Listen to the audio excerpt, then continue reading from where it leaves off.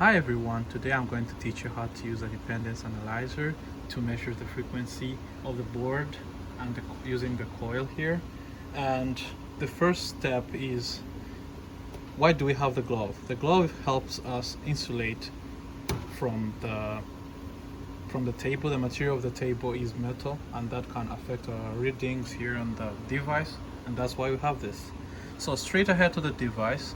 This device you should need to start by setting the frequency range. Here by default the frequency range is too large because what we need from our board, the frequency that we need from a board is between 13.5 megahertz to 13.6, but it will drop once you implant it into the animal, so that's why we need to tune it a little bit higher at around 13.8. So how do we set that range? So now that we have a smaller range, we need to actually set it here at a smaller range between 1 and 20, and that's now I'm going to show you how we do that. So here you first press start. So start, I'm saying that we start at 1, and here's the unit, megahertz. And then to set the stopping range, you press here stop, and then I say that we stop at 20, and then you put here the unit, which is megahertz. And as you can see here on the screen, as you press here, it will show here at this section of the screen. That's how you know if what you're typing is showing up. And then after you're done setting up your range, you gotta try and scale the screen so that your readings will be showing sharper and sharper peaks. So here you gotta press here scale, and once after you press scale, you take this loop here and put it around the board, and that should be always on top of the glove. I'd say that the glove helps insulate against the table because the table can affect the readings. Also, sometimes remember to check the loop here. Sometimes the here is not connected well, somehow broken. Check, make sure this is in the loop because the center is the ground. This one is the positive. Also, make sure this one is tight here, screwed, well screwed. Exactly. But sometimes if you screw it, it will become this angle.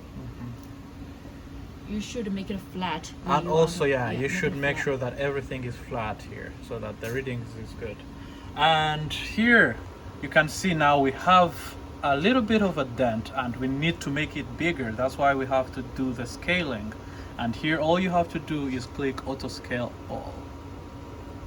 And now here we go. You see now we have a larger peak that is easy to see so that we can maneuver around it and get our readings.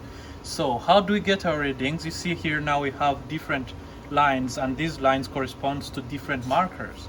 And then to set which marker to record our readings, we go here and press the button marker, and now you have different markers. So if you read here on the screen, we have this that is bluish greenish and this one that is yellow, and I think we need to choose to set the marker to this one that is blue green, and this is 2, as you can read here.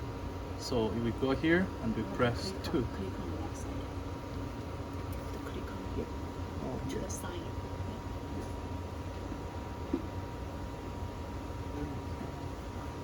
Yep, and here we go.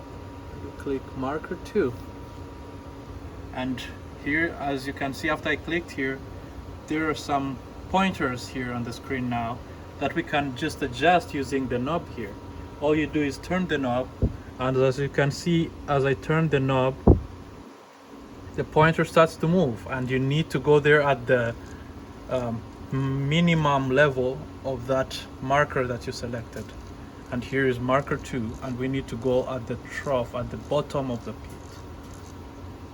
At the bottom of the peak.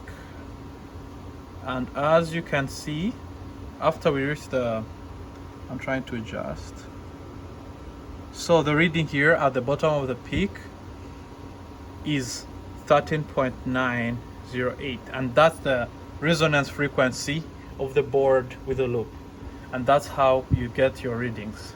So let's say you're done with your readings, you've done everything that you wanted to record, and you want to reset everything so that you can start with a new reading. So you want to do another experiment.